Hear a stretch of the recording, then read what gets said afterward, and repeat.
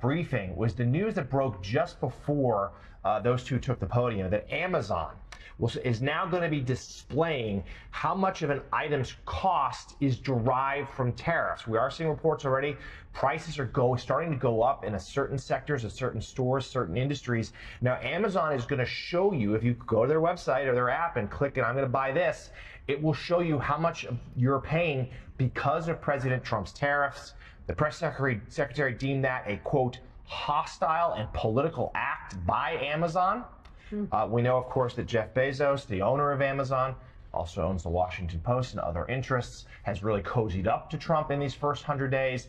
We'll see what happens there next. We're going to hear from the president himself later on at this rally in Michigan to mark 100 days of his term. Yeah, I mean, obviously, that's just a business, it seems to me, protecting their relationship with their customers. I suspect you will see Walmart, you will see Costco, you'll see other stores that are going to be explaining why prices are going up if they do in fact go up because of tariffs. And again, some in the Trump White House may view that as a hostile act. It seems to me to be exactly what everybody's been saying. Wall Street Journal editorial page and other conservative economists have been saying for years that tariffs are a hidden tax on consumers.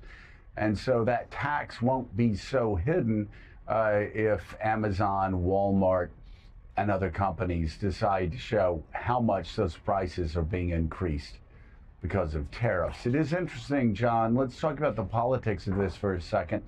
Yesterday, you were talking about how there were almost like wanted posters of illegal immigrants that committed violent crimes that were hung up behind the standing positions where a lot of people did their hits at the White House on the fence. Done, obviously, many people believe done because of the low poll numbers that came out over the weekend. And so the White House trying to show Americans this is what we're doing on illegal immigration, even if you disagree with certain parts of it.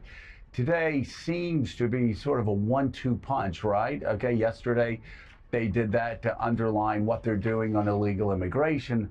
Today they bring out the Treasury Secretary to try to explain why the tariff negotiations are going to go in a positive direction, and to try to not only calm the markets, but also calm consumers and calm voters who may be getting, well, not maybe, if you look at the poll numbers, getting very squeamish about the way these tariffs have been trotted out over the past 100 days. Yeah, that's clearly the strategy, an attempt to sort of reset the narrative here. As we've talked a lot, this is the White House.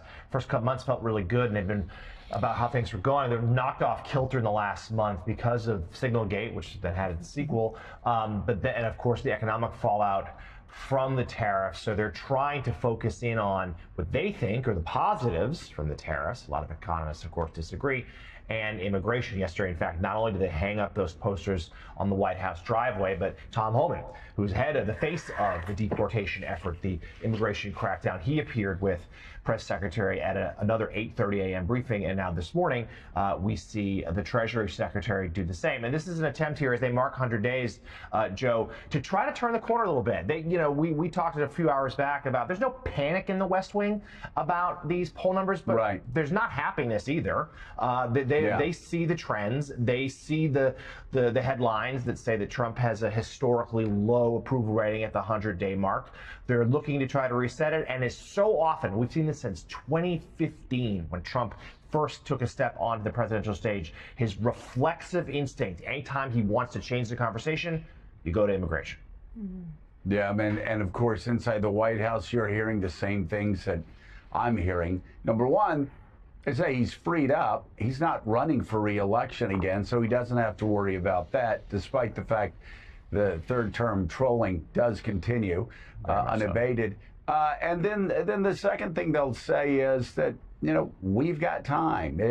We prefer good poll numbers to bad poll numbers, but we think the next 100 days, we've had a lot of disruption the first 100 days. We think the second 100 days. We're going to see trade deals. We're going to see peace deals. And we're going to be seeing tax deals, reconciliation deals. So we'll see what happens. Let's bring in right now the co-anchor of CNBC Squawk Box and New York Times columnist, Andrew Ross Sorkin. Andrew, we've talked about the politics of it. John and I have talked about the politics of why the Treasury Secretary was out there with the White House spokesperson. I'm curious, did you gain anything economically from that? Did you get any answers that might calm the fears of Wall Street or American consumers who, obviously, if you look at every poll that's out there right now, very concerned about the way the White House tariffs are going?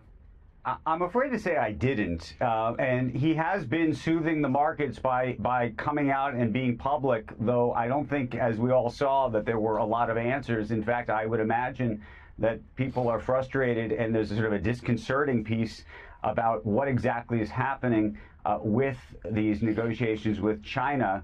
It doesn't appear that there are talks going on, and it appears that he continues to say that he's not engaged in those talks himself if there are talks going on. It's odd that he can't comment specifically on these China talks. He seems to know a lot about or be willing to say that he's having talks with all these other countries. But again, we have no timeline for where this is all going to shake out. And so I think this is going to get pushed out and continue to have a sort of a volatile market as a result of it. I do think, and I want to just make a point about the Amazon comments, because I think that's going to be the next big headline of the morning. First of all, I don't think we know yet exactly what this could look like on the website. This report from Punchbowl. I'm not suggesting it's wrong. I just think there's a question mark about how it would manifest itself in a practical way. There is a distinction, though, that's important to make between what you heard there from the White House as it relates to them saying, look, Amazon didn't do this when Biden had tariffs on, and Amazon didn't do this during the first Trump administration. That is true, but for the most part, the products that are sold on Amazon were not tariffed, and not tariffed at these levels. So when you're talking about tariffs at 145%, it's going to change prices materially. The kinds of things that had been tariffed under Biden and Trump prior to this were, solar panels, EV batteries, semiconductors. These were not products that you and I could go on our Amazon app and buy. So this is going to be a different experience. Now, yes, this is going to be a billboard, though, for the tariffs. There's no question that is what's going to happen. But I wonder whether, as a result of these comments this morning, whether Amazon will go through with it, and actually whether this will silence all retailers, Walmart and anybody else who was even thinking about indicating what was going on here. Now, I would think as a customer, this would be great transparency. You want that. You want to know what's going on, but this may change that. Andrew, it's one thing if Jeff Bezos is trying to cozy up to Donald Trump for whatever reasons he's trying to cozy up to Donald Trump, but the first group of people he has to cozy up to are his customers. Yes. Same with Walmart. Same with and if customers see items going up, 10, 15, 20, 25%, and there's no explanation, their anchor is going to be directed at Amazon, at Walmart, at Costco, at Target. You just go down the list. So I understand the White House has been very effective in scaring some of these guys. But it's one thing having political pushback. It's quite another having it from the very people who decide whether your business succeeds or fails. I don't disagree with you. I just think that this administration has managed to scare so many businesses into silence. We've seen it over and over again. I actually mentioned it yesterday to somebody. I had a CEO tell me, I don't want to be Harvarded. That was the phrase. I don't want to be Harvarded, which means basically I don't want to have to get in a lawsuit with them and then coming after me in some other way. And I think that is what worries CEOs today. So Do I think that Amazon may look at this and say to themselves, okay, maybe I'm going to try to get the word out in a different way. I'm not going to poster it on each thing.